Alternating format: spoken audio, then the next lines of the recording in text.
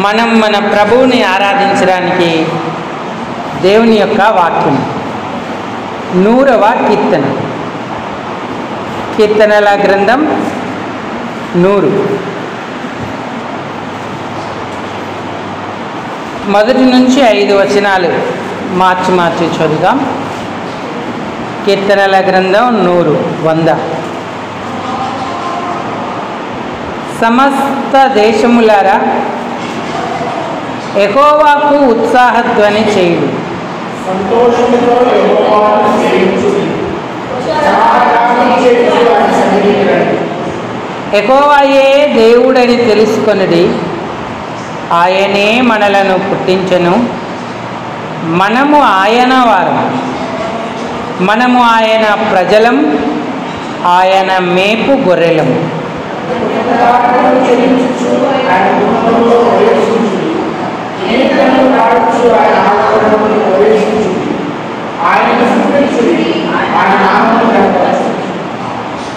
యెహోవా దయాళుడు, ఆయన కృప నిత్యం ఉండును.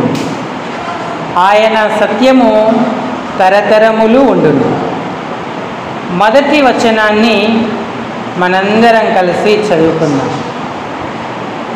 సమస్త దేశములారా యెహోవాకు ఉత్సాహధ్వని చేయుడి. చాలండి. చదువుకున్న లేఖన భాగం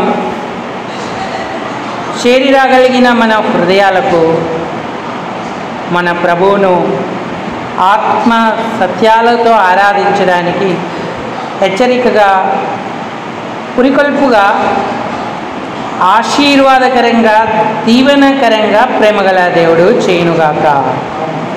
ఆమేన్. ప్రభు ప్రజలారా,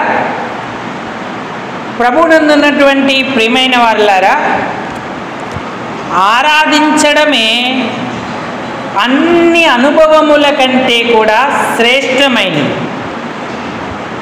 దేవుని వాక్యం సెలవిస్తూ ఉంది, నిజముగా దేవుడు పక్షపాతి కాడని ఇప్పుడు నేను గ్రహించి ఉన్నాను అన్నాడు. యేసుక్రీస్తు అందరికీ ప్రభువు. ఎవరైతే నీతిగా నిజాయితీగా నడుచుకుంటూ ఉంటారో, భయభక్తులు కలిగి ఉంటారో, ఆయనను సేవిస్తూ ఉంటారో, వారందరికీ ఆయన ప్రభువుగా ఉన్నాడు. ఆయన చేసిన కార్యాలు గ్రహించి ఆయన యందు భయభక్తులు నిలిపిన వారందరినీ ఆయన అంగీకరించేటువంటి వాడిగా ఉన్నాడు. అపోస్తలుల కార్యాలు 10వ అధ్యాయము 34-35 వచనాలు.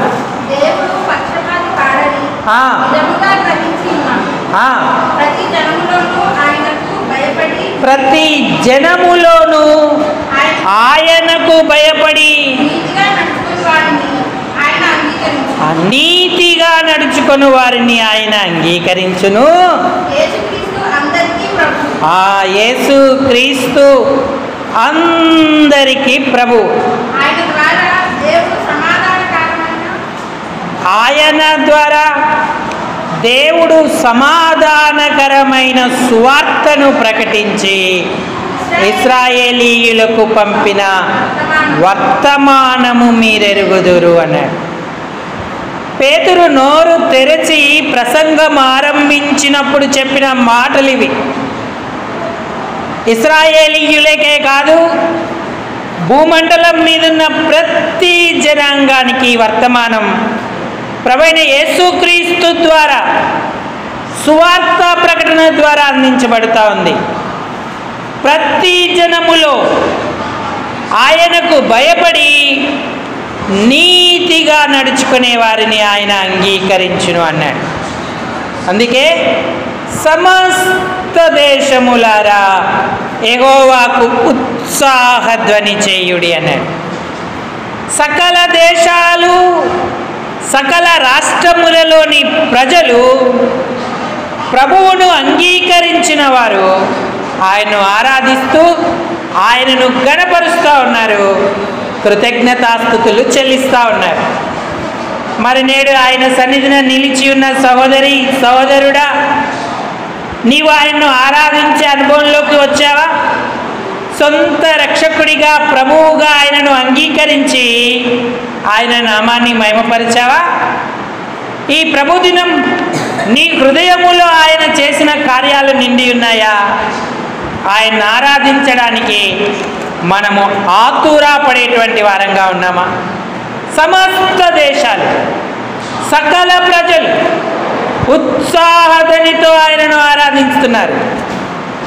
సమస్త దేశాలు అని చెప్పినప్పుడు ఒకప్పుడు మనం అందరము కూడా ఎలాంటి స్థితిలో ఉన్నామంటే, సమస్త ప్రజలు శరీరులు తమ మార్గాలన్నిటిని కూడా చెరిపివేసుకున్నారు, పాపముతో నిండుకొని ఉన్నారు. ఆదికాండం 6వ అధ్యాయం 12వ వచనం. ఆదికాండం 11 నుంచి చదవండి, ఇంకా బాగా మనకు అర్థమవుతుంది. భూలోకము,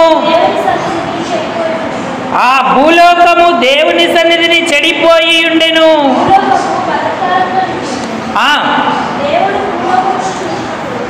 దేవుడు భూలోకమును చూచినప్పుడు అది చెడిపోయి ఉండెను. భూమి మీద సమస్త శరీరులు తమ మార్గమును చెరిపివేసుకొని ఉన్నారు అన్నారు. సమస్త శరీరుల మూలముగా భూమి బలాత్కారముతో నిండి ఉన్నది గనుక నా సన్నిధిని వారి అంతము వచ్చి ఉన్నది అన్నారు. ఇదిగో భూమితో కూడా నాశనము చేయుదును అని చెప్పి నోవాహుతో దేవుడు చెప్పాడు. సమస్త దేశాలు నాశనం, అలాగనే అంతానికి సమీపమై ఉన్నాయి.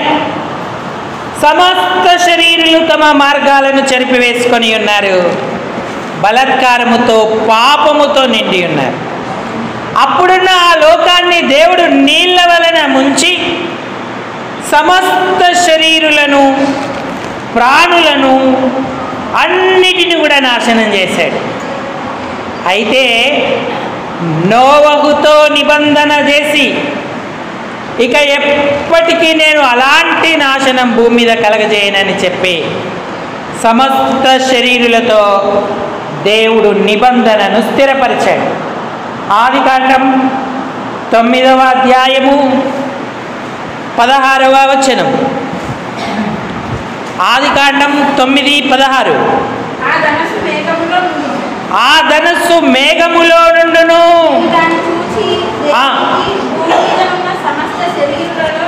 భూమి మీదనున్న సమస్త శరీరులలో ప్రాణము గల ప్రతి దానికి జ్ఞాపకము చేసుకొందును. నాకును భూమి మీదనున్న సమస్త శరీరులకు మధ్య నేను స్థిరపరిచిన నిబంధన గుర్తు ఇదే అని నోవహుతో చెప్పాడు. 15వ వచనంలో కూడా అప్పుడు నాకును మీకును సమస్త జీవరాశులకు మధ్యనున్న నా నిబంధనను జ్ఞాపకము చేసుకుందును గనక సమస్త శరీరులను నాశనము చేయుటకు అలాగు ప్రవాహముగా నీళ్లు రావు అన్నాడు. ప్రియులారా, మనం ఒకప్పుడు సమస్త శరీరుల వలనే పాపములో ఉన్నవారు. నాశనం అంతమే మన ఎదుట ఉంది. నోవహు తరములో ఉన్న వారికి శిక్ష విధింపబడింది. కానీ నోవహు యెహోవా దృష్టిలో కృపనొందిన వాడై నిబంధన గుర్తు పొందాడు. ఆ నిబంధన నోవహుతోనూ సమస్త శరీరులతోనూ దేవుడు చేశాడు. ఆ కృపను బట్టే నోవహు అతని ఇంటి వారిలో ఎనుమండుగురు కూడా నీటి ద్వారా రక్షణ పొందిరి అన్నాడు. ఈనాడు మన నిబంధన గుర్తు ప్రభువైన యేసుక్రీస్తు వారే.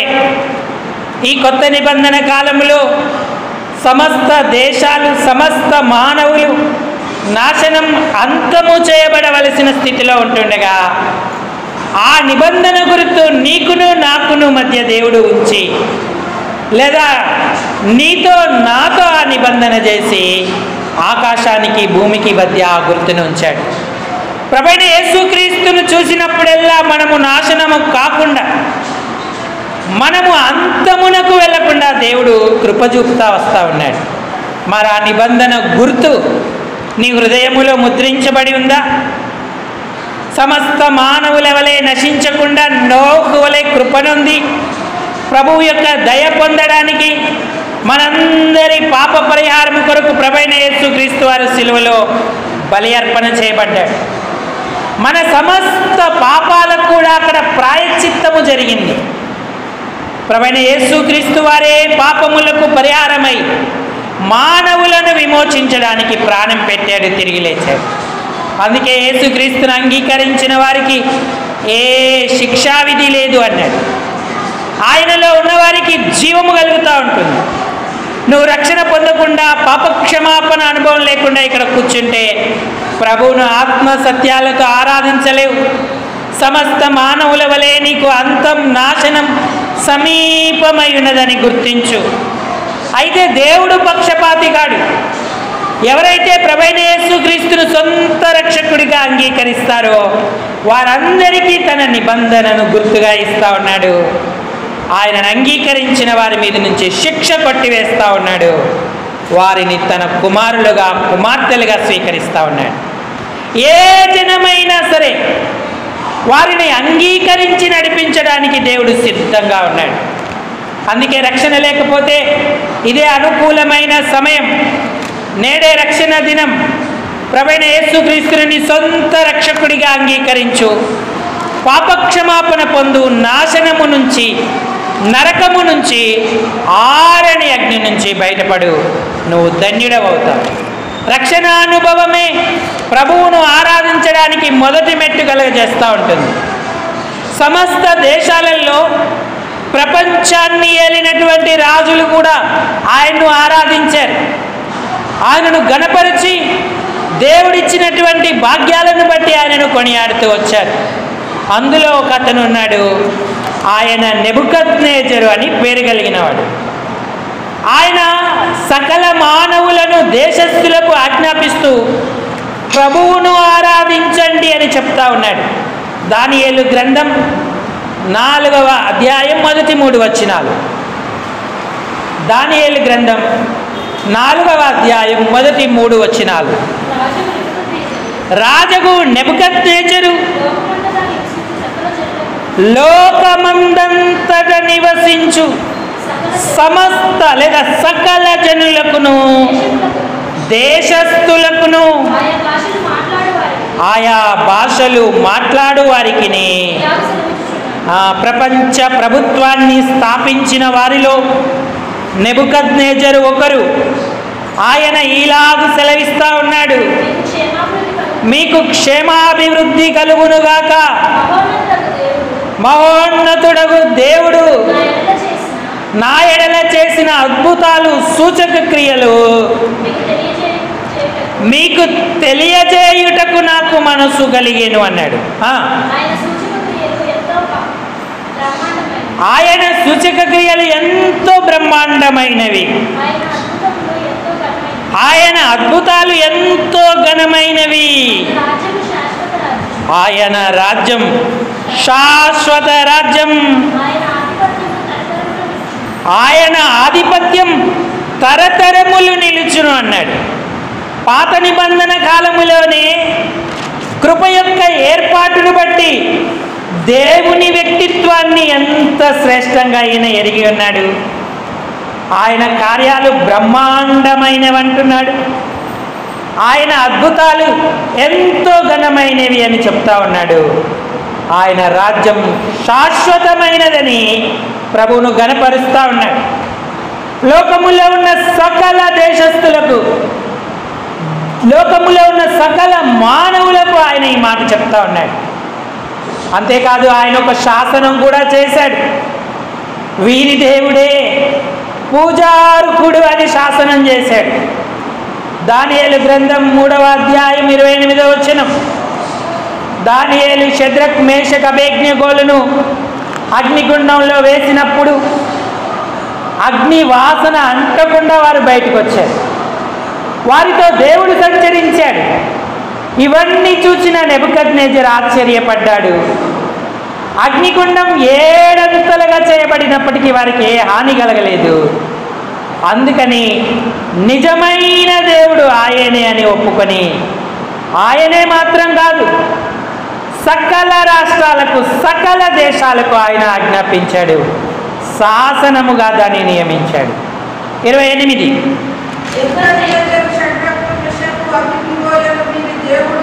షద్రక్ మేషక్ అబేద్నెగో అను వీరి దేవుడు పూజారుహుడు అన్నాడు.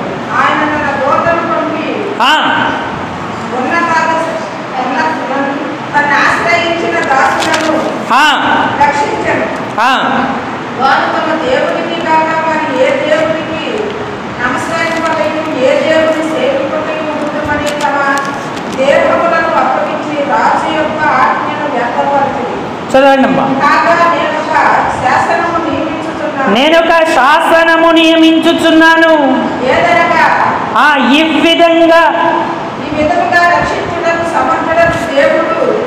ఈ విధంగా రక్షించుటకు సమర్థుడు దేవుడు ఈ దేవుడు గాక మరి ఏ దేవుడును లేడు అన్నాడు. ఏ జనులలో గాని రాష్ట్రములలో గాని ఏ భాష మాట్లాడు వారిలో గాని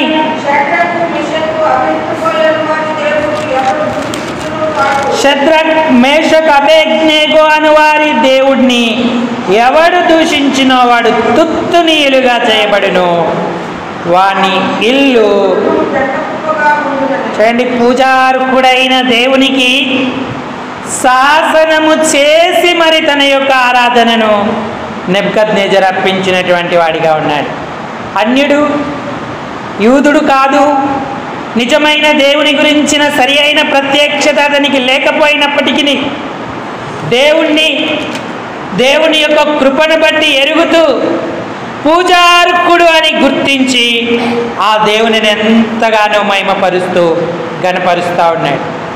తాను గణపరచడమే కాదు, సకల రాష్ట్రాలు సకల దేశాలలో ఈ దేవునినే పూజించాలి, లేదా ఈ దేవుణ్ణి ఎవరు దూషిస్తారో వారు తుత్తునీయలుగా చేయబడతారు అని చెప్పి ఆయన శాసనం చేస్తూ వచ్చాడు. ఇంతకంటే శ్రేష్టమైన ఆరాధన ఆయనకి ఎవరు చేయగలరు? నేడు దేవుని బిడ్డగా దేవుని కుమారుడిగా ఉన్న నీవు కనీసం నీ రక్షణకు స్తోత్రం చెల్లించగలుగుతున్నావా? దేవుని క్రియలు అద్భుతమైనవని, బ్రహ్మాండమైనవని, ఘనమైనవని గుర్తించి సమాజములో ఆయనకు కృతజ్ఞతాస్తుతులు చెల్లిస్తూ ఉంటున్నావా? 4వ అధ్యాయం 37వ వచనంలో కూడా ఆయన ఇలాగంటూ ఉన్నాడు. దానియేలు గ్రంథం 4:37 ఈలాగు నెబుకద్నెజర్ నేను పరలోక రాజు యొక్క కార్యములన్నీ సత్యములను ఆయన మార్గములు న్యాయములై ఉన్నవని గర్వముతో నటించు వారిని ఆయన అనుపశక్తిమంతుడనియు ఆయనను స్తుతించుచు కొనియాడుచు ఘనపరుచుచున్నాను అన్నాడు. రాజులు, రాజ్యాలు, ప్రభుత్వాలు, సకల దేశాలు, సకల రాష్ట్రాలు సమస్త మహిమ ఘనత ప్రభావాలు దేవునికి ఆరోపిస్తూ ఉన్నాయి. ఆయన ఘనపరుస్తూ కొనియాడుతూ స్తుతిస్తూ ఉన్నారు. మరి స్వరక్తమిచ్చి సంపాదించుకున్న ఆయన ప్రజలు ఆయన దినాన్ని ఘనపరుస్తున్నారా? ప్రభు దినాన్ని ఆయన ఆరాధించడానికి ఆశపడుతూ ఉన్నామా? సమస్త శరీరుల వలె నశించి అంత్యమునకు వెళ్ళవలసిన మన ఎడల ఆయన కృప చూపించాడు. తన నిబంధన మనకిచ్చాడు. ప్రభువైన యేసుక్రీస్తును మన పాపాలకు పరిహారంగా అప్పగించాడు. ఇప్పుడు మనల్ని ఆయన ప్రజగా చేసుకున్నాడు. అందుకే మనం ఆయన ఆరాధించాలి.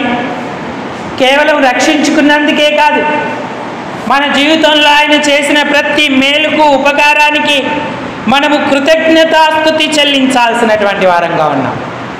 యేసుక్రీస్తు అందరికీ ప్రభువు. ఆయన సర్వ భూమికి మహారాజు అయి ఉన్నాడు. సంతోషముతో కీర్తనలను పాడుడి అన్నాడు.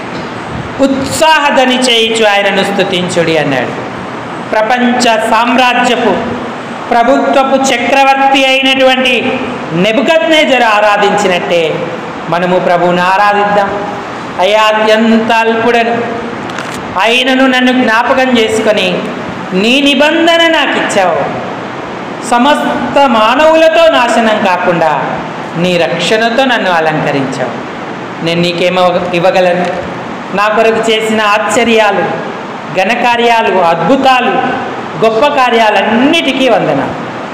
నీ కనికరం నాపై ఉంచినందుకు కృతజ్ఞతలు. ఇదిగో ఈ నా విరిగి నలిగిన హృదయంతో కొద్ది స్తుతి ఆరాధన నీకు అర్పిస్తున్నానంటూ నెబుకద్నెజరు వలె నా ఆరాధన కూడా అంగీకరించమని ప్రభువుని తలంపులతో మనం ఆరాధన చేద్దాం.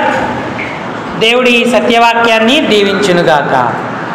అందరూ తలలు వంచి కళ్ళు మూసుకోండి. మనం ఆరాధనలోకి వెళదాం.